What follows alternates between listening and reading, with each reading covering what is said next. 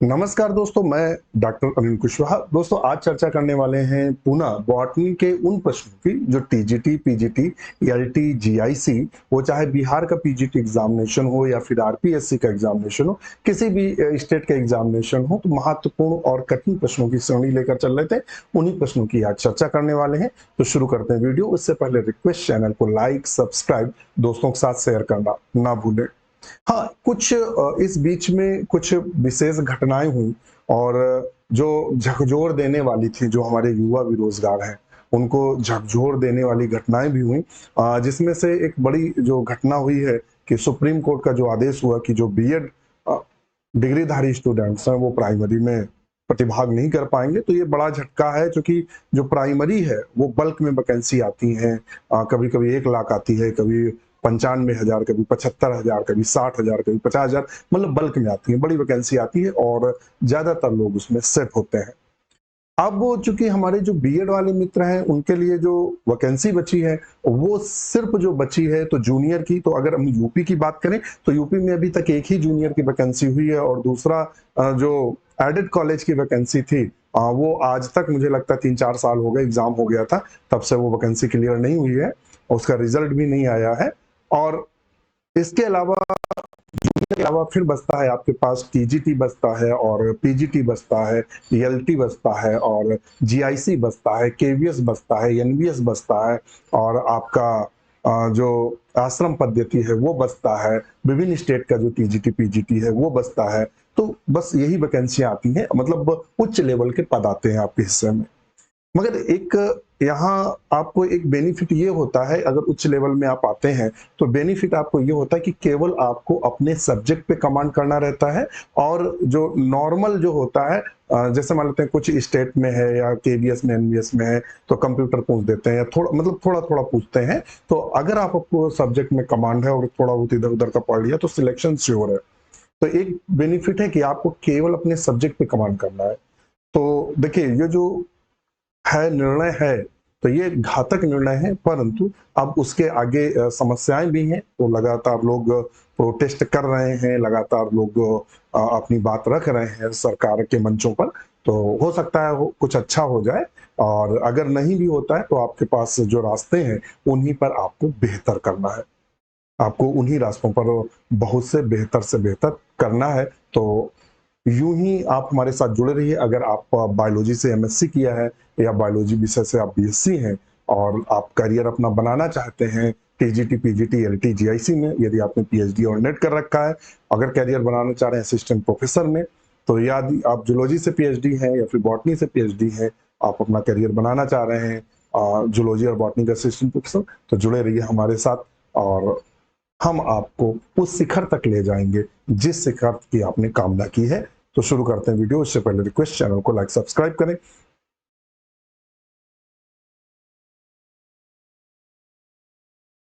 तो जो क्वेश्चन है, क्वेश्चन नंबर डाल देते हैं, जो देखते हैं 101 नंबर क्वेश्चन है, उस पर नज़र डालते हैं 101 पर। क्वेश्चन कह रहा है, अनाज के पादप का खाद्य अंश है, the edible plant part of cereals. जो सीरियल्स होते हैं, जो हमारे खाने योग्य जो अनाज होते हैं, उनका हम कौन-सा भाग खाते हैं? तो हम आपको बता दें, कहता है कि पहला नंबर कहता है फ्रूट, फल खाते हैं या सीड खाते हैं या एंडोस्पर्म खाते हैं या कॉटिलेडन्स खाते हैं। तो हम लोग क्या खाते हैं?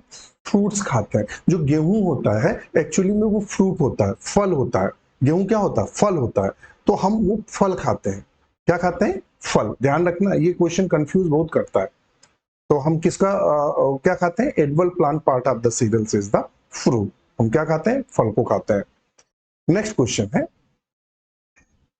स्टेरॉयडल लैक्टोन उपस्थित होते हैं। The steroidal lactones are present in very very important. ये नया क्वेश्चन फॉर्म हो सकता है आपके यूपी टीजीटी पीजीटी में, और आपका अगर बिहार का दे रहे हैं तो नया क्वेश्चन हो सकता है। और इसके साथ हम आपको अन्य चीजें भी बताएंगे। ये जो क्वेश्चन है, ये इकोनॉमिक बॉटनी से है।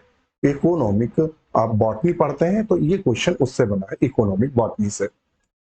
यदि आप हमसे जुड़ना चाहते हैं, तो हमारा नोट्स, डॉक्टर नोट्स बायोलॉजी का ऐप है, आप इसको डाउनलोड कर सकते हैं और साइन अप कर सकते हैं। साइन अप करने पर आप यदि टीजीटी और पीजीटी की तैयारी कर रहे हैं, यदि आप टीजीटी और पीजीटी की तैयारी कर रहे हैं, तो आप 699 का हमारा मेंबरशिप ले सकते हैं। 699 की मेंबरशिप है, जिसमें आपको सारी थ्योरी क्लासेस अवेलेबल होंगी, सारी प्रैक्टिस की क्लासेस अवेलेबल होंगी, नोट्स अवेलेबल होंगे, डिस्कशन अवेलेबल होगा और संडे संडे आपको प्रैक्टिस सेट भी अवेलेबल होगा। ये सब कॉम्बो पूरा आपको मिलेगा।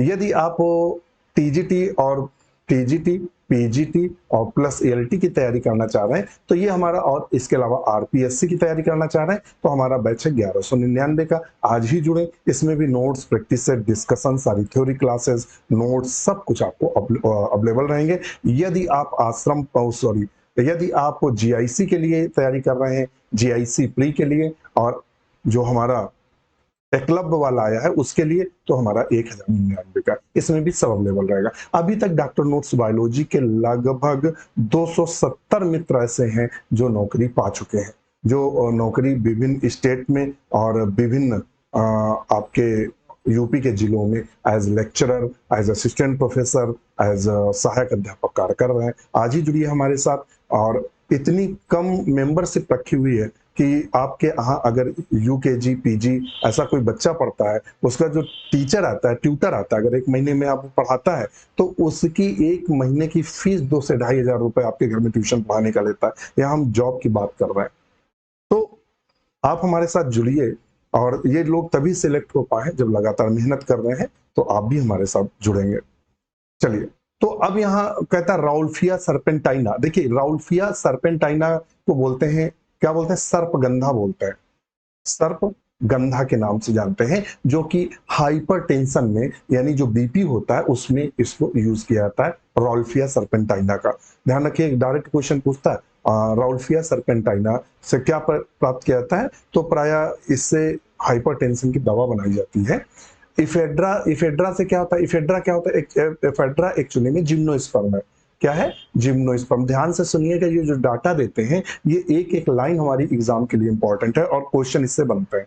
तो जो जिम्नोस्पर्म है, इफेड्रा से इफेड्रिन प्राप्त की जाती है। क्या, इफेड्रिन प्राप्त की जाती है, जो फीवर आदि में एंटीबायोटिक के रूप में दी जाती है। एट्रोपा बेलाडोना, एट्रोपा बेलाडोना से एट्रोपिन प्राप्त की जाती है, जो कि जो हमारा प्यूपिल होता है, आंख में जब दिक्कत होती है तो प्यूपिल को बढ़ाने में मदद करता है। विथानिया सोमनीफेरा, जिसे हम अश्वगंधा के नाम से जानते हैं, किसके नाम जानते हैं, अश्वगंधा के नाम से जानते हैं। ये विथानिया सोमनीफेरा की जड़ों से प्राय एल्कोलाइड्स प्राप्त किए जाते हैं, और इसका जड़ जो होता है वो ताकत के लिए यूज होता है। तो ये जो प्राय स्ट्राइड लैक्टोन है या स्ट्राइड लैक्टोन जरा विथानिया सोमनीफेरा से प्राप्त किया था। तो ऑप्शन 4 सही है। हमने सबके आपको ऑप्शन बता दिए हैं, तो हम ऑप्शन सही करेंगे 4।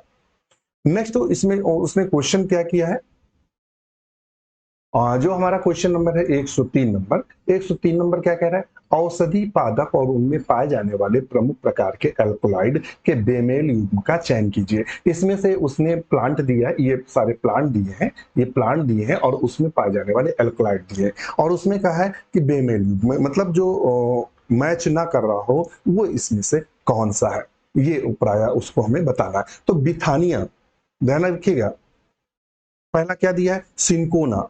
सिंकोना में क्यूनोलाइन पाया जाता है, एल्कोलाइड पाया जाता है। तो आप सब जानते हैं कि सिंकोना में जो पाया जाता है वो क्यूनोलाइन एल्कोलाइड पाया जाता है, यानी क्यूनोन प्राप्त किया जाता है सिंकोना से, जो कि मलेरिया की दवा के रूप में प्रयोग करते हैं। किसके रूप में प्रयोग करते हैं, मलेरिया की दवा के रूप में। राउल्फिया में आइडोल एल्कोलाइड पाया जाता है। एट्रोपा में ट्रोपेन एल्कोलाइड पाया जाता है।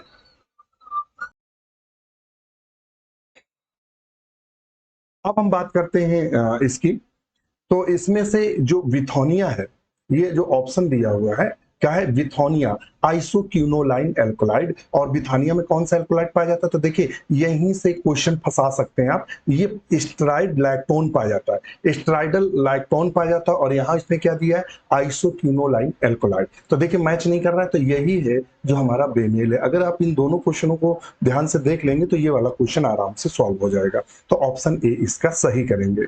फिर कहता है green tea, white T, oolong, black T में अंतर क्या है। The green tea, white T, oolong and black T differ in, ये एक प्रकार से किस प्रकार से इनमें अंतर है। तो इनमें अंतर कैसा है, तो कहता है the extent of oxidation during processing, प्रक्रमण के समय ऑक्सीकरण की सीमा का जो होता है उसी के आधार पर ये सब एक दूसरे से पृथक होती हैं। तो ऑप्शन 2 को हम बिल्कुल सही करेंगे।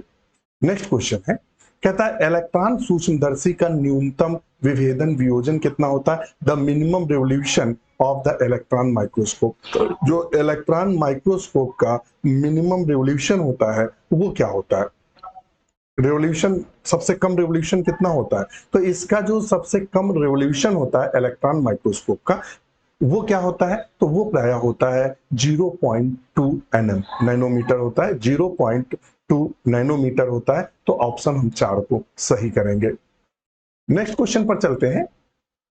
कोशिकाओं में एक कोशिकांग में 2 प्रदीप्तशील चिन्हित जैव अणुओं के सह स्थानीकरण को समानता देखा जाता है। The colocalisation of 2 fluorescently labelled biomolecules in an organelle in cells is usually visualise. इस तरह का आपको क्वेश्चन या तो आपको आरपीएससी में देखने को मिलेगा या ये क्वेश्चन असिस्टेंट प्रोफेसर में आपको देखने को मिलेगा। हम बता भी देते हैं, ये क्वेश्चन आपको असिस्टेंट प्रोफेसर में देखने को मिलेगा, या जहां टूल एंड टेक्निक सिलेबस में होगा टीजीटी पीजीटी में, वहां आपको ये क्वेश्चन देखने को मिलेगा।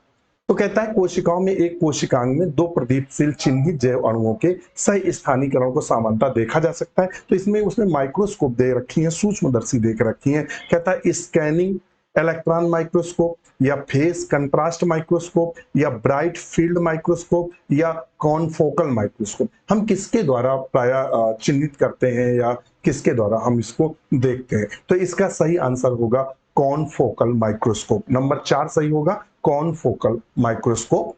नेक्स्ट क्वेश्चन पर बताते हैं, एक ये भी है, पादप स्थायीकरण FAA को तैयार करने के लिए उपयोग किया जाता है। The plant fixative FAA is prepared by using. आपने देखा होगा कि जो कुछ प्लांट्स होते हैं उनको हम प्रिजर्व करने के लिए FAA या फार्मेलिन का सोल्यूशन तैयार करते हैं।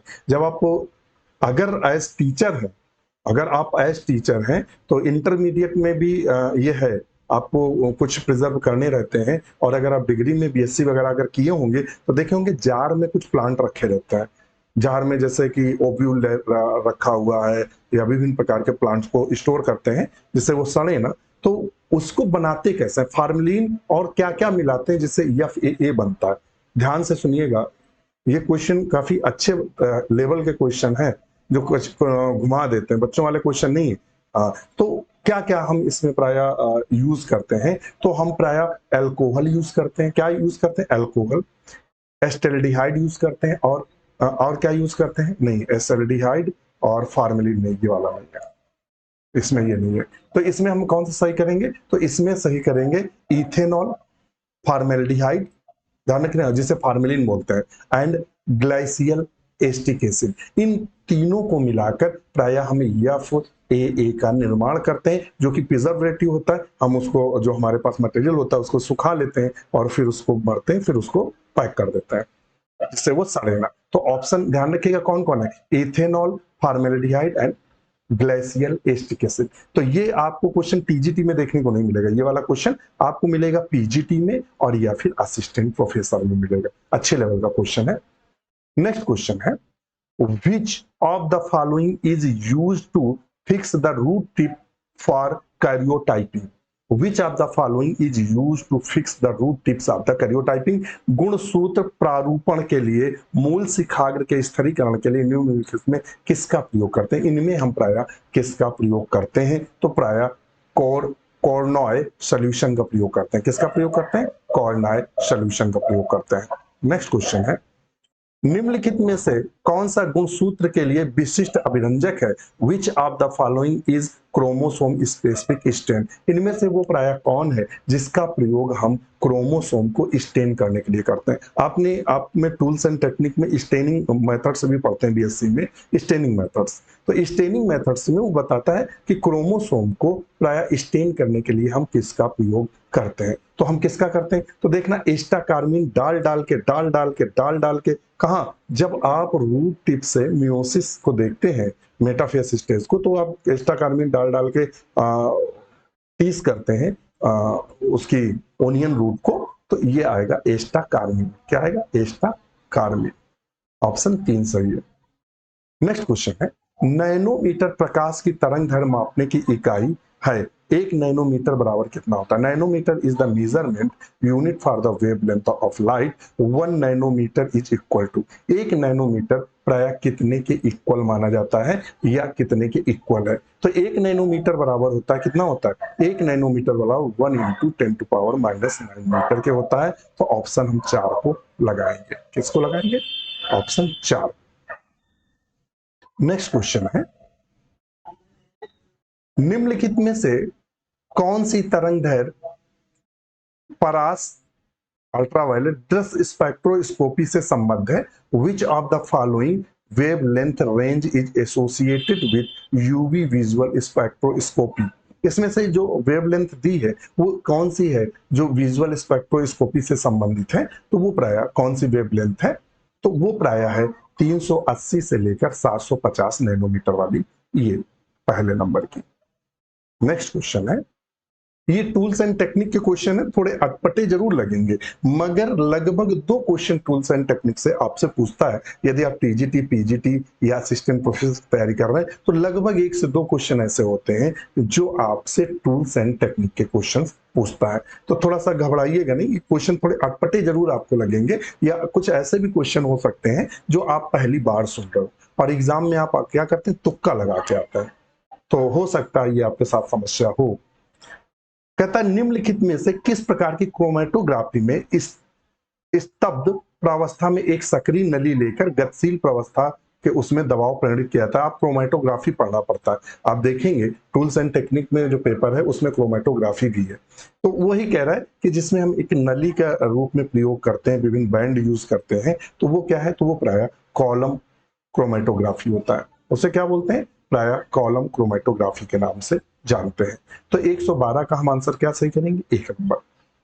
फिर कहता है अब केंद्रीकरण के संदर्भ में 500 ग्राम से क्या तात्पर्य है? 500 G in reference to the centrifugation what mean by 500 जी।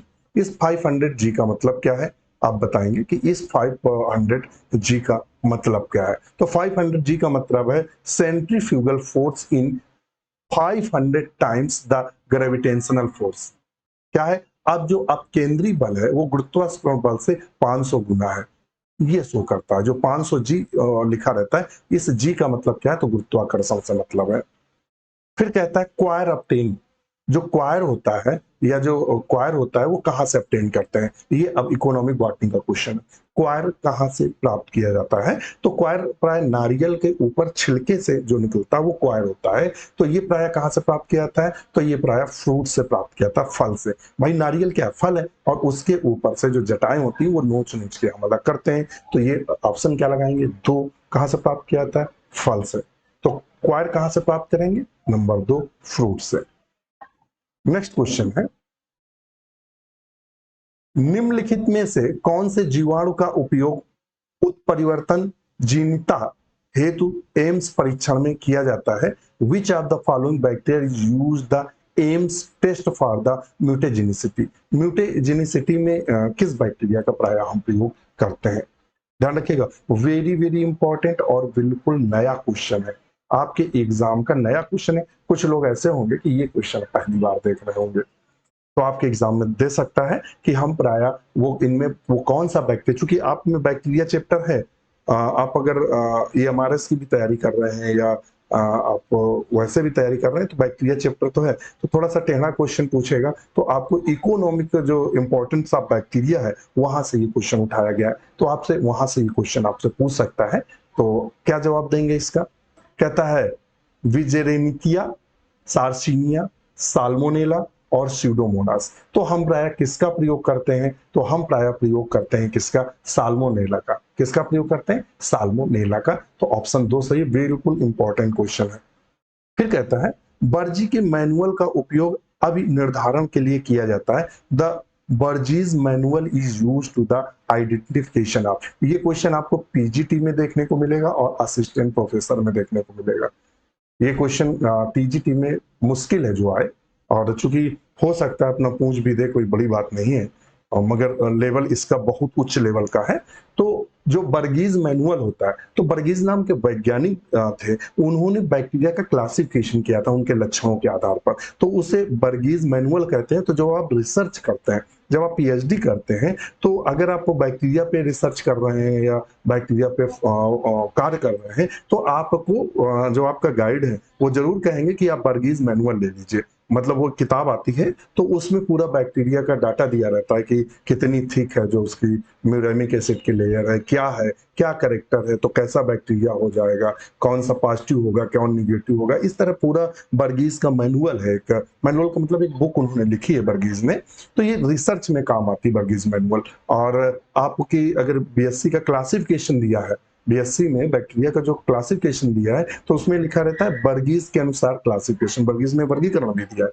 तो वहां से क्वेश्चन उठाया गया है कि बर्गीज मैनुअल को प्राय किसके आइडेंटिफिकेशन या किसके पहचान के लिए बर्गीज मैनुअल का प्रयोग करते हैं, तो बर्गीज मैनुअल का प्रयोग प्राय बैक्टीरिया की पहचान के लिए करते हैं। ये प्राय बैक्टीरिया के लिए ही दिया गया था।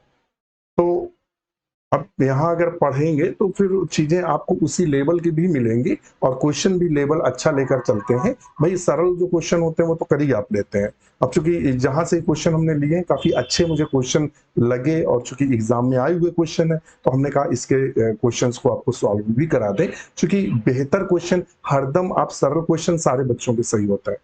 जो सरल क्वेश्चन होते हैं वो लगभग सभी बच्चों के सही होते हैं। जो टफ क्वेश्चन को इंडिकेट कर लेता है या सही कर लेता है, दो चार ही टफ क्वेश्चन सही हो गए, उनका सिलेक्शन हो जाता है। सरल वाले जो क्वेश्चंस होते हैं वो नॉर्मल क्वेश्चन होते हैं, वो सबके सही होता है। तो इसलिए इसको थोड़ा सा ध्यान देना है। नेक्स्ट क्वेश्चन है, म्यूरेमिक अम्ल अनुपस्थित होता है कोशिका भित्ति में। Muramic acid is absent in the cell wall of, किसकी सेल वॉल में म्यूरेमिक एसिड प्राय एब्सेंट होता है? तो बताइएगा कि किसकी सेल वॉल में प्राय जो म्यूरेमिक एसिड होता है वो एब्सेंट होता है। तो म्यूरेमिक एसिड जो एब्सेंट होता है, देखिए यूकैरिया दिया, यूकैरिया का मतलब यूकैरियोट्स में, यूकैरियोट्स में। और म्यूरेमिक एसिड जो होता है प्राय प्रोकैरियोट्स में पाया जाता है। क्या पाया जाता है?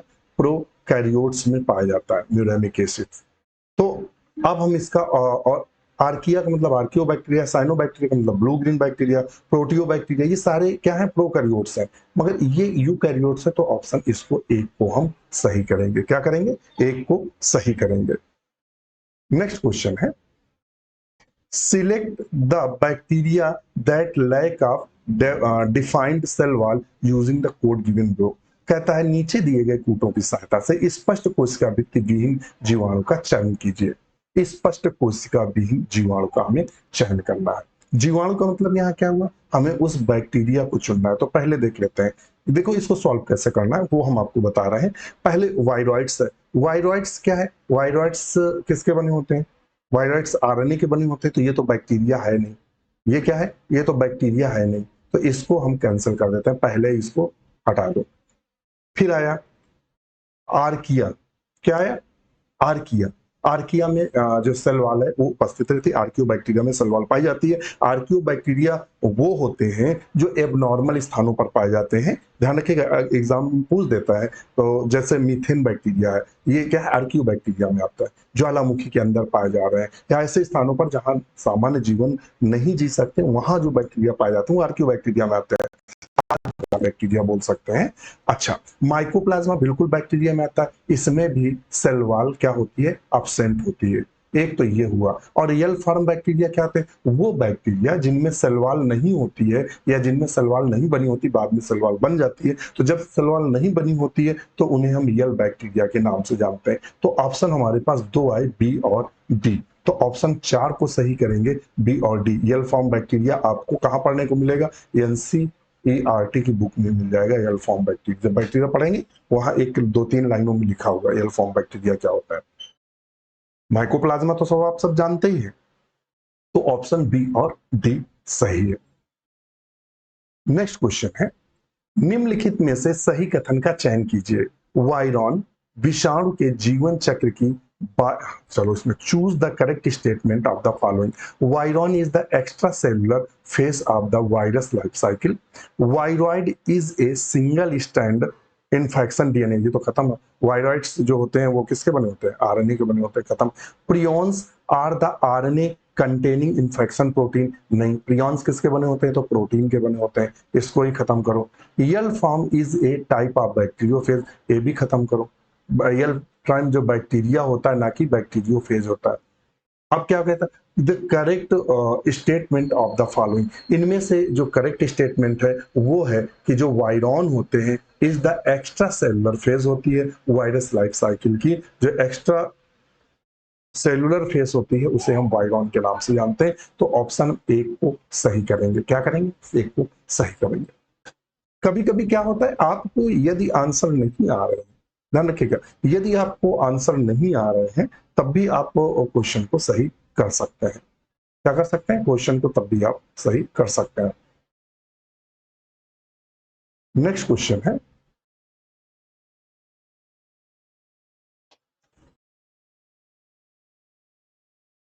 पादप काय में फाइटोप्लाज्मा उपस्थित होता है। In the plant body phytoplasma are present in, ध्यान रखने का, ये नया दिया। जैसे माइकोप्लाज्मा होता है वैसे फाइटोप्लाज्मा होते हैं। ये जब आप एनसीईआरटी की बुक पढ़ेंगे या फिर आप सीपीएमटी की बुक पढ़ेंगे, अगर टीजीटी पीजीटी की तैयारी कर रहे हैं तो आप तो बुक तो परचेस करके रखेंगे। वहां माइकोप्लाज्मा के बाद एक दिया रहता है छोटा सा 10-20-25 लाइनों का एक छोटा सा टॉपिक आपको मिलेगा, फाइटोप्लाज्मा।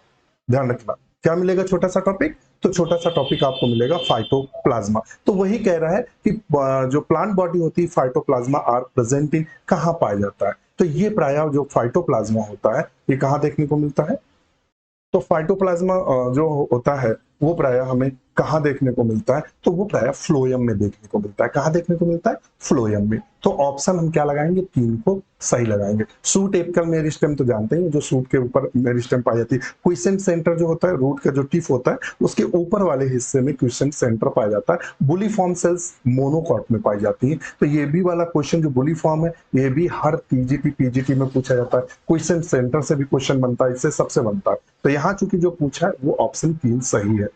नेक्स्ट क्वेश्चन है, एक जीवाणु कोशिका में एंटीबायोटिक पेनिसिलिन का क्रिया स्थान क्या है? अगर मान लेते हैं किसी को इन्फेक्शन हो गया और हमने पेनिसिलिन दिया, पेनिसिलिन का इंजेक्शन तो आप सब जानते हैं दिया जाता है, या मेडिसिन दिया, तो वो पेनिसिलिन बैक्टीरिया के किस हिस्से में कार्य करती है, या बैक्टीरिया का कौन सा हिस्सा को डैमेज करता है जिससे बैक्टीरिया का इन्फेक्शन खत्म हो जाता है या बैक्टीरिया मर जाता है? तो ये प्रायः किसको इफेक्ट करता है? कौन? पेनिसिलिन। तो इसका सही आंसर होगा यह प्रायः सेल वॉल पर इफेक्ट करता है। कहाँ इफेक्ट करता है? Cell wall. बैक्टीरिया के सेल वॉल को नष्ट कर देता है जिससे बैक्टीरिया मर जाते हैं। नेक्स्ट क्वेश्चन है, निम्नलिखित में कौन सा मॉलिक्यूल का वंश है? Which of the following is genera of molecules? बिल्कुल नया क्वेश्चन। मॉलिक्यूल्स क्या होता है?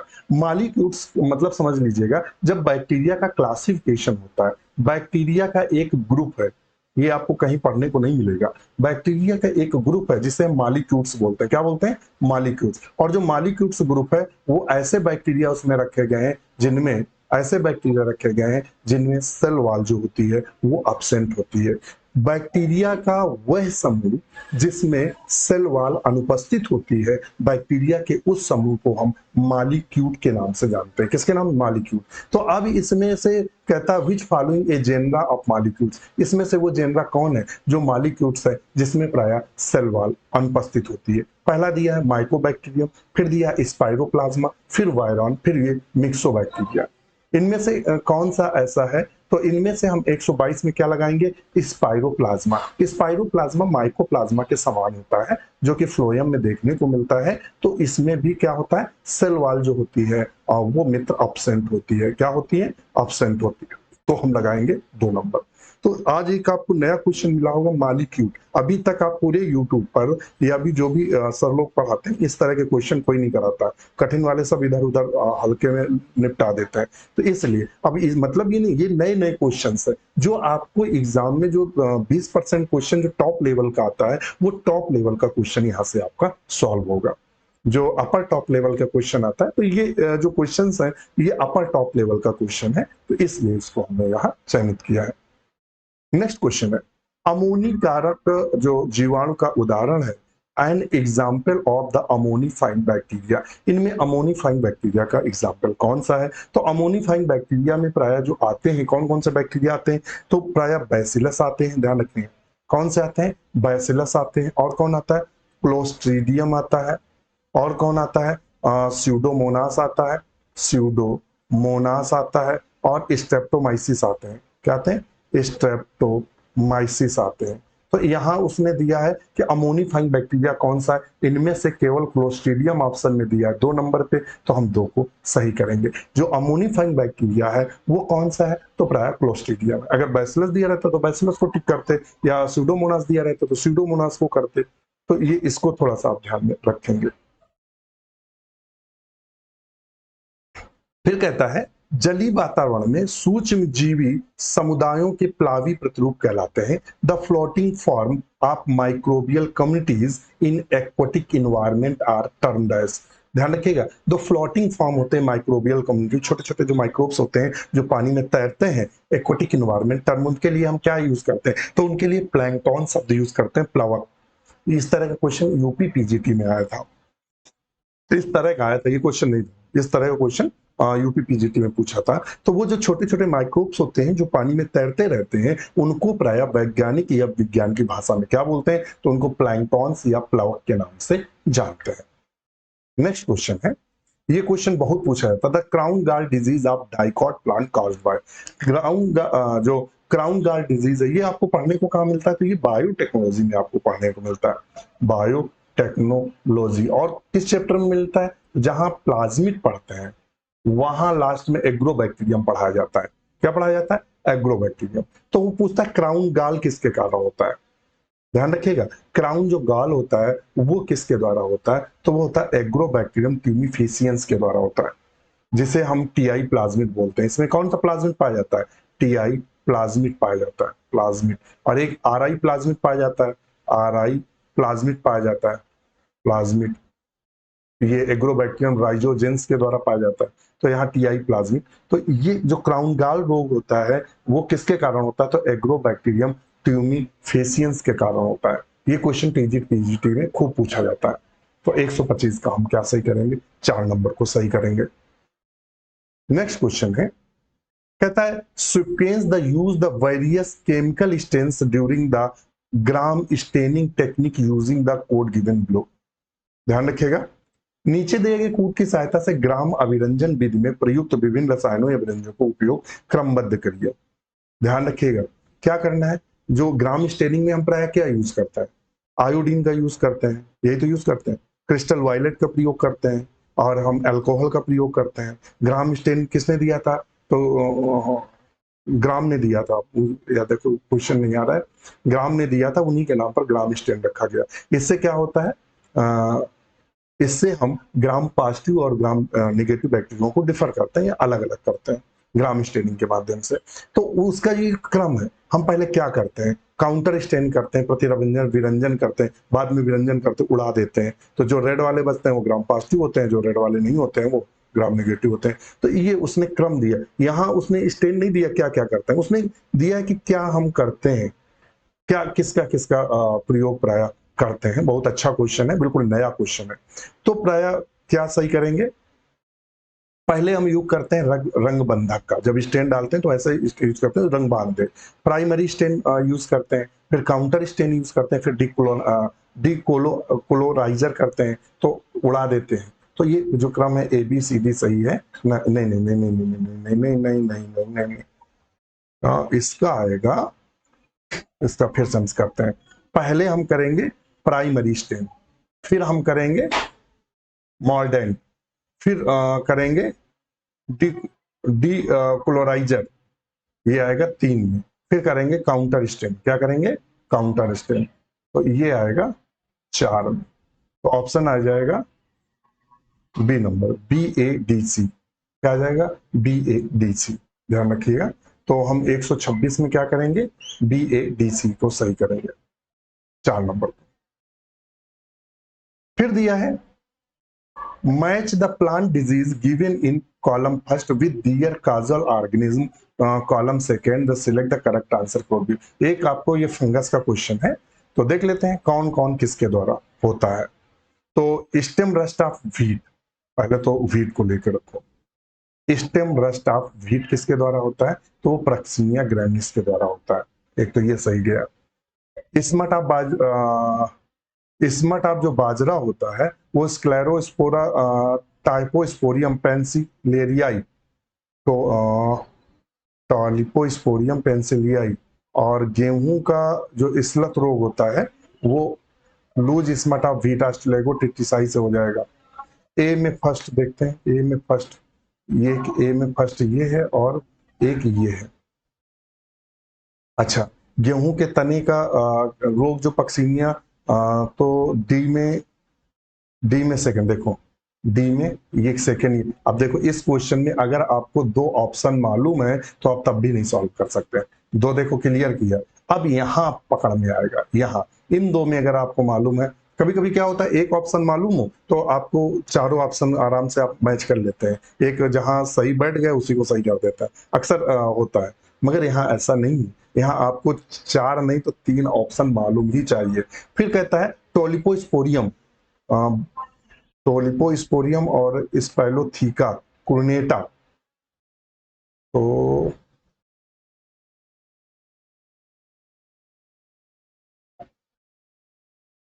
बी में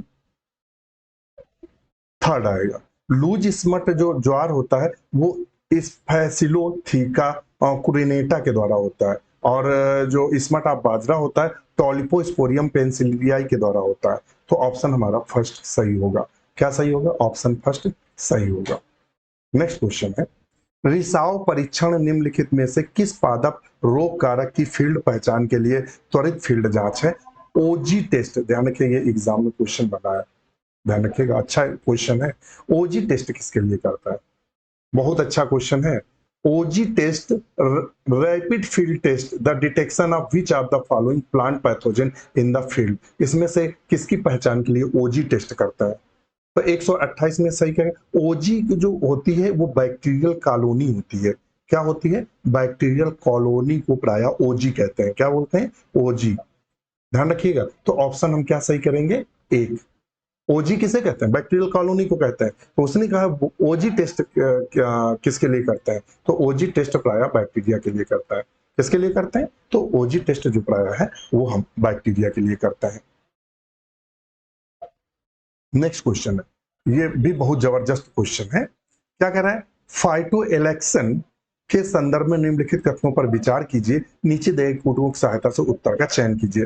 consider the following statement with the reference to the phytoalexins, the choose given correct statement using code. पौधों में कुछ में ऐसे तत्व होते हैं जो पैथोजन की ग्रोथ को रोक देते हैं, उनको फाइटोएलेक्सिन बोलते हैं। क्या बोलते हैं? फाइटोएलेक्सिन। इतना हम आपको बता दिए। तो अब इसका हम सही आंसर क्या करेंगे?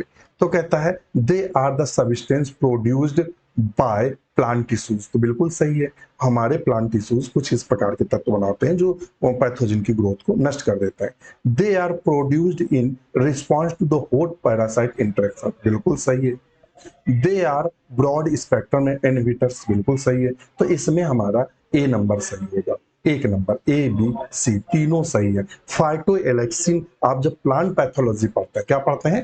प्लांट जो पैथोलॉजी है, जब आप प्लांट पैथोलॉजी पढ़ते हैं वहां ये आपको देखने को मिलेगा फाइटोएलेक्सिन।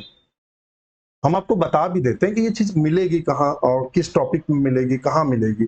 तो वही बता सकता है, जब आप पढ़ेंगे तभी आपको पता होगा कहाँ मिलेगा। हवा में तो मुझे नहीं लगता कि कोई चीजें आपको हवा में मिल जाएंगी। नेक्स्ट क्वेश्चन है, बॉर्डेक्स मिक्सचर। ये पीजीटी, यूपी पीजीटी में आ चुका क्वेश्चन है। बॉर्डेक्स मिक्सचर, बॉर्डेक्स मिक्सचर क्या है? तो बॉर्डेक्स मिक्सचर प्राय मुझे लगता है कॉपर सल्फेट, चूना और पानी से बनाया जाता है एक मिक्सचर जो कि फंजीसाइड होता है। क्या होता है? फंजीसाइड। तो जो बॉर्डेक्स मिक्सचर है वो प्राय फंजीसाइड होता है। बॉर्डेक्स मिक्सचर क्या होता है? तो मित्र जो बॉर्डेक्स मिक्सचर होता है वो एक फंजीसाइड है। नेक्स्ट क्वेश्चन है, निम्नलिखित में से किस रोग का रोग कारक वर्ग ओमाइसिटीज आर्डर में पेरेनोस्पोर्स का सदस्य नहीं? ये आपके पीजीटी में क्वेश्चन बन सकता है और आपके फंजाई के क्लासिफिकेशन से क्वेश्चन है। ध्यान रखिएगा, फंजाई के क्लासिफिकेशन में आप जब पढ़ते हैं, चाहे वो सिंह पांडे जैन की बुक आप पढ़ रहे हैं बीएससी की बॉटनी की, और उसमें फंगस पढ़ रहे हैं वहां से, तो निम्नलिखित में किस रोग कारक वर्ग में ओमाइसिटीज के आर्डर पेरेनोस्पोरेल्स का सदस्य नहीं है? नहीं है। अब इसमें उसने रोक दे दिया है।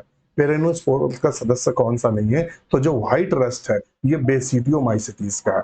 क्या है? बेसिडियोमाइसिटीज का है। और ये सारे पेरेनोस्पोरेल्स के हैं। डैम्पिंग आप किससे होता है? ये क्वेश्चन पीजीटी में पूछा गया। पाइथियम से होता है, पाइथियम डिबेरियनम से होता है। डाउनी मिल्ड्यू किससे होता है? पेरेनोस्पोरा पिसी से होता है, पेरेनोस्पोरा पिसी से होता है। और पाउडरी मिल्ड्यू किससे होता है? एराइसफी पॉलीगोनी से होता है, एराइसफी पॉलीगोनी से होता है। हमने सब आपको बता दिया। व्हाइट रस्ट किससे होता है? पक्सिनिया ग्रैमिनिस से होता है। व्हाइट रस्ट किससे होता है? पक्सिनिया ग्रैमिनिस से होता है। तो आज के लिए इतना ही रखा जाए, काफी बड़ा वीडियो हो गया है। तो वीडियो कैसा लगा हमें जरूर कमेंट्स करके बताइएगा। हमारे साथ बने रहिएगा, हमें ज्वाइन करिएगा और हौसला अफजाई भी करिएगा। इसी के साथ नमस्कार।